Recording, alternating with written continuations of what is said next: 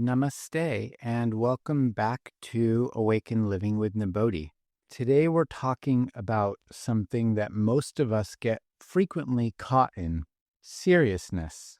I often say seriousness is a serious dis-ease, and the only cure is serious fun.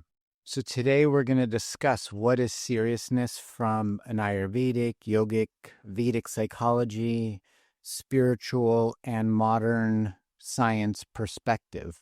And really, we're going to discuss why do we adopt seriousness and what its effects are on us on a physical, mental, emotional, and a spiritual level. And when, if ever, is it actually appropriate or even helpful to be serious? And most importantly, how do we shift from seriousness into presence, into joy, and into spontaneity in our authentic self? And looking at this from the perspective of what does Ayurveda and Vedic psychology, Tantra, and these modern neuroscience show us about this state of seriousness? Because seriousness often masquerades as maturity or being responsible or even intelligence or a spiritual depth. But beneath this, there may be layers of fear, contraction, self-protection, and subconscious or inherited beliefs. So as we explore this, let us look at this gently and with humor and curiosity. We're not here to do it seriously. It's here to be an exploration. What does seriousness actually mean? It's defined as a psycho-emotional state characterized by contraction, rigidity, and over-identification with form, structure, control, or our ego's identity. And really, it often comes from a defense mechanism, whether it's from uncertainty or vulnerability, and not a safe, empowered vulnerability. It comes from a perceived threat. In psychology, that seriousness, it aligns with the ego's attempt to maintain control of something, of a situation, of our life. And the Ayurveda view from a dosha perspective says that it's a Vata-Pitta imbalance when the overactivation of the mind and nervous system get triggered by something outside of ourself. In Vedic psychology, it tells us that it's the result of asmita, which is the identification with the ego personality versus identifying with ourself as pure awareness, and from avidya, which means ignorance or misperception or the improper understanding about who we are. And Gabor Mate's compassionate inquiry informs us that seriousness may arise from the ACEs, the adverse childhood experiences, or from trauma or conditioned programs, beliefs. And for the most part, it's a protective adaptation developed in childhood that was actually there to help us survive in one way or another. But really, what we have to understand is that seriousness is not the same as sincerity. Sincerity is a flow of our heart. It's a flow of love. It's a flow of our authentic expression of who we are. It's open and it's engaged and it's an aliveness. It's what's alive in us in every moment. Whereas seriousness, it is driven by the mind. It tends to come from the mind when the mind is in a state of contraction. When the mind's expanded, we're playful, we're curious, we're like an open child in awe of the world. But it's that internal tightening that we feel when we feel like we have to perform or prove ourselves to prove our worth or protect ourselves in some way. And that leads to more and more control. And this is all part of the ego's strategy. The ego may say something like, if I say serious, I'm not so vulnerable. I'm not at risk, and we're less likely to be ridiculed or laughed at, or we're more likely to be taken seriously. But it's better if we're taken playfully. One is an open state. Sincerity is an open state, and the other is an armored protective state. And sometimes that's absolutely necessary. The deeper question is, why do we become serious? Ayurveda tells us that seriousness really shows up when there is this imbalance of Vata and Pitta, or prana and tejas, the life force and the intelligence, the natural intelligence that comes from being in a state of flow state, in a state of consciousness.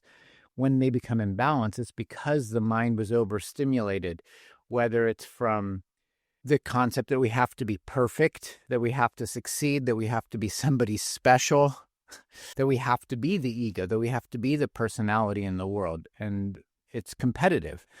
And for the most part, it leads to this intensity that's without joy. It's great to be intense as long as it's coming from a radiant, heartfelt intensity, an intensity for life. But within intensity is tenseness. So if there's joy in there, we're not actually tense. We're in a flow state. The body is relaxed. And Ayurveda says the Vata-Pitta imbalance, it's like a kind of a fire and a wind whirling around inside us without being grounded. There's no substance to it. It's chaos. And that chaos comes when we identify with the ego, when we don't understand what our true nature is. In that, many of us, I've done it myself so many times, we feel like we have to carry the weight of the world to be good, to be spiritual, to be successful, to be acknowledged. But seriousness, it's not the self. It's a costume. It's a mask. So why do we do this to ourselves? Why do we become so serious? For the most part, it starts in childhood. That's what we're taught. We're taught that if we achieve, if we're good according to someone else's standards, according to religious standards or societal standards, or what our parents think good is, or our school teacher, that's where it starts. These origins, we adopt and absorb what we see around us, because as a child, we don't have a prefrontal cortex yet, or it's not fully developed. And we learn through osmosis. And so when we see our parents doing this, our school teachers, everything we're taught is be serious, be responsible. So it's not an authentic state. It's not allowing us to be in the authentic state of self. And what compassionate inquiry tells us is that we learn seriousness really, for the most part, as a protective survival mechanism. And that's necessary. If we came from an unstable, unpredictable home where there was verbal or physical violence, that seriousness may have really saved our life. It protected us. But as an adult now, we don't need it anymore. We're safe. We can be safe. We can really access that safety within ourselves. And so many of us, when we were children, were taught that if we're playing, we're not being responsible. We have to do our homework before we play. I say play and then do your homework. We're taught maybe that playing can be dangerous, or being vulnerable is not safe, or our emotions or thoughts are to not be heard. They're supposed to be suppressed so we don't offend anybody. We tighten, we focus, and we take on this responsibility that's not really ours, especially as a child. That's what becomes the seriousness. I'm very excited to share with you Real Mushrooms, the sponsor of the Awakened Living podcast. I use their mushrooms every single day because they've genuinely changed my life. I trust them because they have 50 years of expertise and use 100% organic mushrooms, 0 grains, 0 fillers, which are found in most common mushroom products on the market. They use just real, organic, clinically tested mushrooms. Every morning, I use lion's mane to sharpen my thinking. I use cordyceps to give me the clean energy I need for the day. I use chaga to strengthen my immune system. And when stress hits, and it does, I use reishi to bring me back to center. With their products, you actually feel the difference. For the month of January, Real Mushrooms gives Awakened Living with Nibodhi podcast listeners 25% off their entire first order. Use the code AWAKEN25 at checkout to get 25% off your entire first purchase. You can find their link in the show notes or visit nibodhi.com/mushrooms to get yours today. The East and the West equate seriousness with success, worth, and even spirituality. And it tells us that if we're light or silly, we're just playful, people aren't respecting us. And, in spiritual communities, in spiritual circles, in spiritual spaces, sangha, satsang, it's a little divisive, and it's sneaky. It's really sneaky because people assume that if you're serious on the path, you're full of devotion, you're full of bhakti, but it's not that at all. If you see people walking around with joy, walking around with authentic joy, that joy, that playfulness, that childlike innocence, and the divine God, whatever you see it as, they're not compatible, but in truth, they're actually only compatible. The great saint Ramakrishna Paramahansa said that God is not a sad person. The divine dances and laughs and plays. It's humans in the human ego that projects our seriousness onto God. God is divinely playful. Look, God created the whole universe with the stars and the cosmos and all the animals and trees dancing and the birds singing. If you just look around, there's nothing in creation that's serious other than our human ego. And from another lens, from the Ayurvedic psychology lens, seriousness may come when the sattvic quality, that pure state of being, which is love and joy, is too low, and rajas or tamas, the overactive state, or that heaviness, that inertia, becomes too high. Joy gets replaced with some kind of control in our life or inertia. It's called analysis paralysis. We don't know what to do because we have so many influences, so much input coming from external sources. So we just become inertia. We become tamasic and we don't take action. And this leads to hypervigilance. Gabor Mate explains that children in unsafe or emotionally unpredictable environments adapt by becoming hyper-responsible or hyper-aware, which manifests as the seriousness. The inner child learns that if I'm light, I'm silly, I could get hurt, or I could be abandoned. Because we need a tribe, we need a family, and if we don't conform, then we may be left behind. And it's true, so many cultures, or the distortion of culture, equates seriousness with respectability or professionalism or some kind of spiritual advancement, but that's not really the way it is. And sometimes I've had this experience where I've been in India, and being playful and joy and lighthearted is viewed as being irreverent or uncommitted, and it's not true at all. At least for me, it's not true, but I believe that's a universal truth, that God is playful, and the greatest reverence we can have is expressing joy. Our nature is Satchidananda, that bliss consciousness, that pure state of consciousness. So, this whole concept that seriousness is equal to spiritual maturity or anything like this, it's ridiculous, because it's based on the fear of the unknown. It's based on this fixed ego identity. And we need to really learn to function from heart, from our authentic heart space, because we don't want to be rigid. Rigid is not yoga. It's not flexible. It's intense, and it's not a state of full expression of ourself.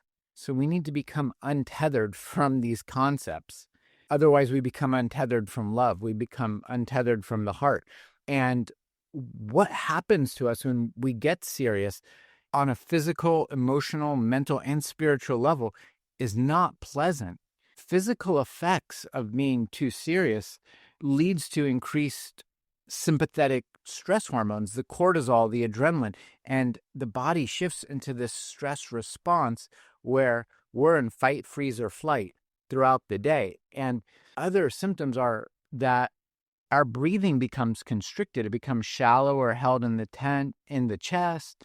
Our jaw becomes tight, our facial tension, our posture gets screwed up, and the prana doesn't flow properly. Our shoulders get tight, we clench our fists and toes, and all of that leads to a dysregulation of the psychoneuroendocrine immunological state, the gut-brain axis, the gut-brain lymph axis. And that leads to major physical imbalances like digestive issues, constipation, acidity, inflammation throughout the body. And modern science is now telling us also that this chronic seriousness leads to reduction in our vagal tone, which compromises all of these things. It compromises the immune system. It compromises our digestive system and diminishes our emotional resilience. And when it really enters the mind. When seriousness is entering in the mind, it leads to a hypervigilance or a hyperfocus and gives us these control issues. It gives us the false concept of perfectionism. It leads us to thinking within a box instead of outside of the box, this black or white thinking. It's all one way or another. And all of that reduces our creativity and decreases the neuroplasticity, the brain's ability to regenerate and expand and come up with new ideas. And we get stuck in these horrible loop cycles of worry, of anxiety, of tension. So we need to really look from the perspective of what Ayurveda and yoga and Vedic psychology has taught us, that we want to go for that sattvic quality where we are dwelling in clarity and joy and spontaneity, and reducing this tamasic rigidity and dullness and the rajasic agitation and striving. Doesn't mean we're not motivated, doesn't mean we're not inspired from within and have a vision of what we're here to create in the world and what we're here to leave the world. It's the opposite. It inspires that so much more when we live from that sattvic state. And then on a pure emotional level, we're just not living in joy. We live in fear. We live in fear that playing or being spontaneous may lead to danger, may lead to failure of some sort, and even leading to resentment, especially of those who are light or free. I've been on the recipient end of people being resentful or judgmental towards me because I don't have that many restrictions. I'm really, for the most part, a very joyful, happy person under most circumstances. And that really triggers people. And underneath all of that, really, this stress, this really intense stress that we experience, there's an underlying grief or guilt or shame. And really what Dr. Mate says, Gabor Mate says, he says, what we repress emotionally will express physiologically. And Bruce Lipton said this too, in the biology of belief. Our thoughts affect our cells. It affects our biology. It affects our emotions and our spirituality. And the spiritual effects of being too serious is a disconnect from self. We're not connected to self. We're not connected to our present moment because we're identifying with the role we have to play, the persona we have to be, and the outcome of the action. In the Vedic text, the Bhagavad Gita, Krishna tells Arjuna, Krishna is God, Arjuna is his devotee. He tells Arjuna, we have the right to do action, but not to the results. And if you think of me, if you think of the divine first and offer the fruits of the action, it becomes karma yoga. It actually frees us. It doesn't free us from the material world. It frees us from the over-identification with doership. And that doership is what leads to seriousness, the identification of the doership. If we become a vessel, we can become empty and let the divine work through us. And whatever the result is, it's never been up to us. I can tell you, if the results were up to me, my life would be so much different than it is. And I'm so grateful for my life. I feel so blessed with all the difficult experiences, with all the painful experiences, and the joyful ones. And truly, I learned more from the difficult, challenging, painful experiences. I learned to grow. I learned to expand. I learned to be more flexible in my own heart and my own thinking. And I became less judgmental of other people. But when we identify with the ahamkara, the ego, we suffer. We suffer in our heart. We suffer in our mind. So the tantric path, the Vedantic path, says that ultimately all this seriousness is veiled from avidya. It's a form of avidya. It's a form of ignorance of the self. And the way to the way to our spirit, the way to our self is through laughter and humor and sensuality and experiencing the world as a joyful playground. And that doesn't mean there's not times when seriousness is not appropriate. There are times when it's really important, when focused intensity is appropriate. That's not actually the same thing as seriousness. It's focused intensity. If we're in an emergency situation, if we're in a life or death situation, if we're in a natural disaster, if someone requires our help for any kind of emergency, we need to go into swift action. We need to take a very quick, decisive action. But that's not seriousness. That's actually love and compassion. And we need to do that from a place of focused intensity. It may require us be very intense for a minute, but that's not a lasting seriousness place. And also in devotion that is expressed through a deep reverence, not as a rigid path of I must be devoted to God, I must do this spiritual practice so I can get enlightened sometime in the future. It's not that. It's devotion expressed through sincerity of the heart. And even there are times when grief is absolutely necessary, but again, that grief isn't serious. There are moments of grief that can be a sacred ritual. If a family member, if someone we love so deeply leaves the material world, it's okay to grieve, but it's best if it's done in a sacred way, honoring the love we shared, and that person is finally free from their mortal form, seeing death as a transcendental state and celebrating life from that, celebrating the love we had. And yeah, we are the ones here left behind still. We're still in the material world. We don't get to have their presence anymore, but honoring that. So there's a sacredness in seriousness, but that's actually a sacred softness. And it's when it comes from a place of silence in our mind, silence in our heart. It's a presence. It's not a rigid behavior. So that leads us to the real big question. How do we move from seriousness into joy? How do we move from seriousness into true authenticity and a lightness of being? It's through awareness and inquiry. We can ask ourselves questions. We can do self-inquiry, that Atma Vicharya. One question is really, and it requires an emotional maturity and to a big extent courage, because it may bring up painful experiences. It may bring up a painful feeling in the body, but it's coming up to be let go of. So one of the questions is, what does seriousness protect me from? Truly asking ourselves, is this a defense mechanism? And what am I afraid of that it's protecting me from? And then really examining that a little deeper. When did I first learn to be serious? When did I first learn that being light, that being playful, joyful might not have been safe? And then going deeper into that, whose voice is this seriousness echoing? Is it my true self? Did I learn this on my own with no external influence? Is this my parents? Is this something I heard in school? Is it something I saw on social media or TV? Is it someone who I thought I admired that told that seriousness is the way to go?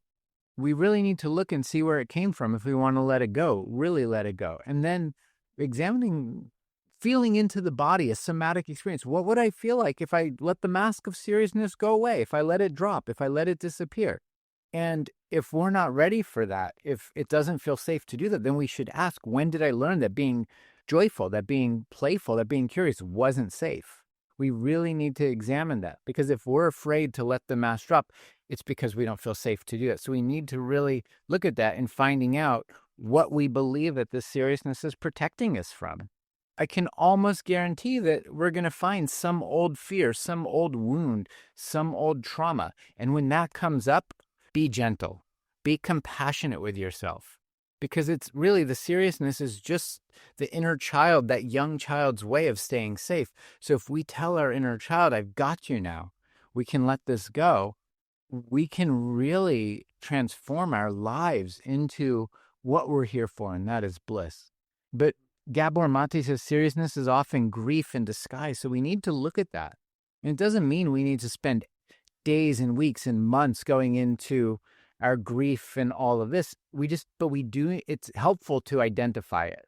It's helpful to identify where it came from, what's ours, what's not ours. What's not ours, give it back. Give it back to the universe. Stop holding it, and then really forming our own concepts about who we are. And Ayurveda gives us really beautiful practices for this. Because remember, it's a Vata and Pitta imbalance. It's a Prana and Tejas imbalance.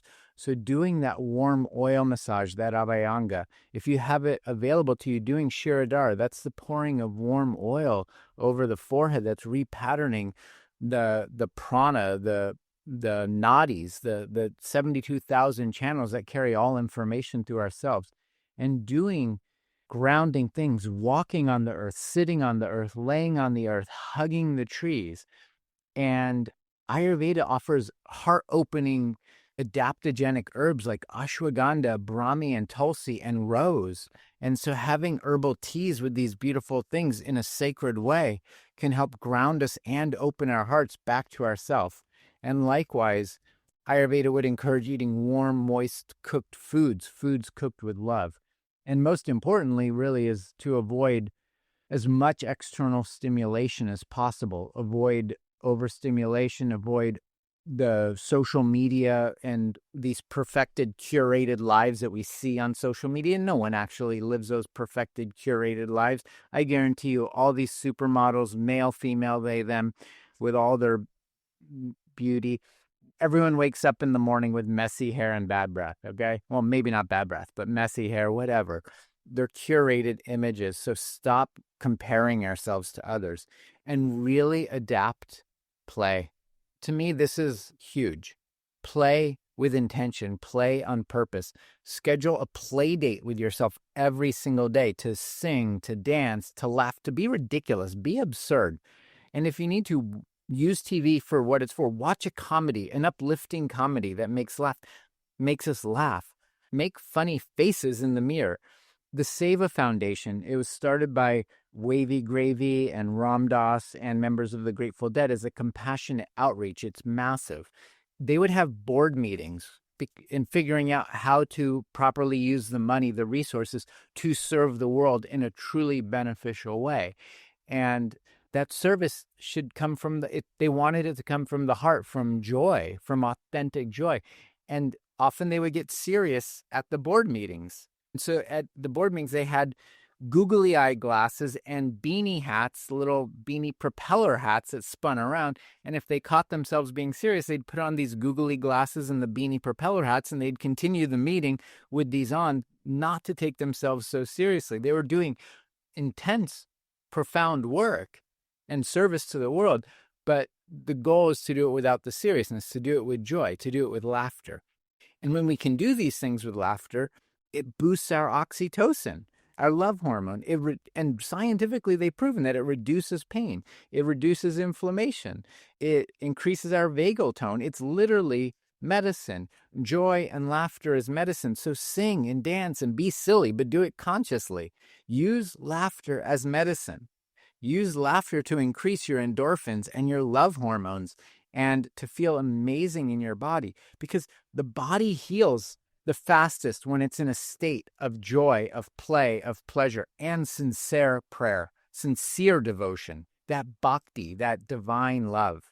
And really, the bhakti yoga path teaches us that love, that pure love, not out of a should, or I'm going to get something in the future out of it, but pure love, it dissolves the rigid mind.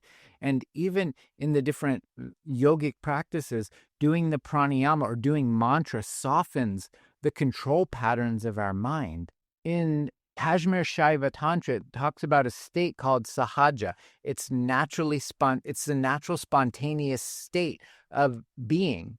And what this tantric path teaches is it encourages us to have joy as a path, as a sacred path. So that's what we want to invite in. That's what we want to invite, so we can trust in the moment that joy and bliss will move through us. So whether it's bhakti yoga or mantra or pranayama or doing chakra breathing or visualization, we move the energy out of our body and we soften the grip of the physical body and of the mind. And we need to do this. We also it would be helpful if we reframe what spirituality is, because so many people think that enlightenment and liberation is such a serious thing, and it's not. It's supposed to be a joy. Joy is not the opposite of awakening. It's actually one of the truest signs of awakening. Seriousness is an obstacle on the path to awakening. And yeah, pain will arise. Physical pain will arise. Emotional pain will arise. And in that, if we can stay connected to our breath, to our heart, we can have joy in the midst of physical pain. We can have joy in the midst of emotional pain just by witnessing it. Ramakrishna Swami also said that the truth is simple. It's the ego that's complex. The ego makes everything so complex. So having a spiritual reframe that it doesn't need to be that complex, that it's not seriousness. Once all the saints who were enlightened, they were so playful, they were so childlike, not childish, childlike. And modern science really mirrors all these ancient spiritual teachings. Neuroscience tells us that chronic stress reduces our neuroplasticity and literally makes it difficult to be creative. It makes it difficult to come up with new, authentic ideas. And it basically disconnects us from joy and disconnects us from the natural flow state. And so what we want to do is whatever way is possible, whether it's through gratitude or playing or humor, increase our joy. That's the main thing, increase our joy. But there's so much modern science on it. I'm not going to go through it all today, but it does echo what Ayurveda has said for thousands of years, that joy is the essence of healing. So to be fully alive is to be joyful. To be fully alive is to be light, a lightness of being. Not light in substance, but light in our spirit, light in our heart. And so there's times when seriousness is needed. Let it be a guest, but not the host of our life. If it's needed, but again, it's not even a seriousness, it's an intensity that's needed in certain situations in life. So if we catch ourselves being serious, put on the googly eye glasses, put on the beanie hat, do something fun. Things that I love to do, really, like, it's so joyous to go to a park and just blow bubbles. Everyone loves bubbles. It doesn't matter what your age is. Get some bubbles, go to the park and just start blowing them. You're going to see people light up, their smile on their face light up, their eyes light up of any age, especially if you're an adult. Most people expect to see kids blowing bubbles. So if you're an adult, go to the park and blow bubbles and fly a kite. That's a joyous experience. Barefoot in the grass. If you're capable, fly the kite and blow bubbles at the same time, or go on the merry-go-round and blow bubbles. Have someone push you on the merry-go-round and blow bubbles, or go on the slide. Do fun things. As an adult, we forget to be children. Skip through the park blowing bubbles, or just skip. All these things that bring up that childlike innocence, that childlike joy in us. So one thing before we close, really ask ourselves, not on an intellectual level, but through our body, ask yourself, are you holding on too tightly? Are you experiencing seriousness and mistaking it for depth? And what would joy feel like if you let it return?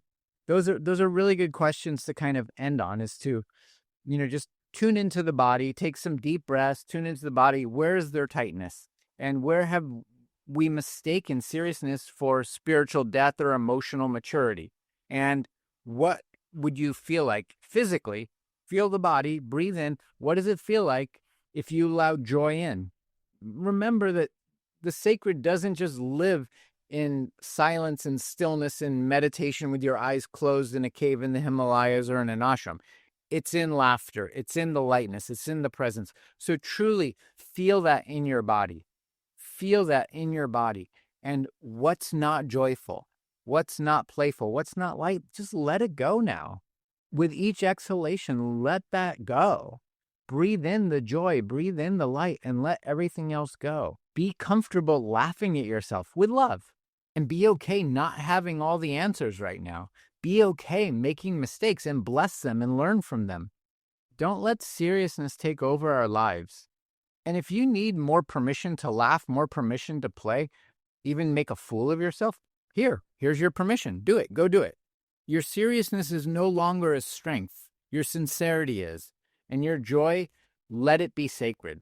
So may you reclaim this joy through breath, through movement, through presence, and let joy be your path. Let joy be your prayer. Let joy be your guru, your teacher. You are allowed. You're invited into joy. Invite yourself. We were not meant to be heavy. We're meant to be light. We're beings of light. We're meant to dance. in Africa, there's a saying that if you have feet and can walk, you can dance. You have a voice and can talk, you can sing. And a day without song and a day without dance is a day without creation. It's a day without love. So your seriousness is our prison, and our sincerity is our doorway to bliss, a doorway to God, a doorway to ourselves. And we're meant to dance. And this whole universe is dancing. So dance, dance, dance. Celebrate the beauty of creation and let the seriousness go. It no longer serves. Maybe at one point it did, but it's no longer serving. Hold your inner child. Hold that innocent, playful, joyous, sensual child in the center of your heart and as your consciousness. Thank you for joining me today in this not so serious talk, in this joyful talk, in this exploration into letting go of the defense mechanism of seriousness and returning to our authentic joy. And if this resonated with you, share it with someone who you think can also benefit, and allow and accept the joy in life and share that joy with other people. Fill your heart with love and express it in everything you do. And if you have unique ways of expressing joy, playfulness, share them here. Share them in the notes, share them in the reviews. And if we just keep increasing our joy and seriousness, we can offer more light to the world. Until next week, stay light, stay joyful, stay divinely human, and may your hearts be filled with love and express that in everything you do. Thank you. Namaste.